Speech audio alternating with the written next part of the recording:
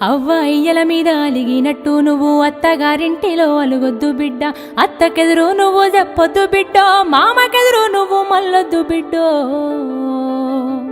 అది అత్తగారిల్లే బిడ్డో, బతుకు కత్తి మీది సాము బిడ్డ. జర్రయాదిలా జర్రయాదిలా జర్రయాదిలుంచుకోవే బిడ్డో, అడుగు వెడుతున్నదత్తోరిల్లు.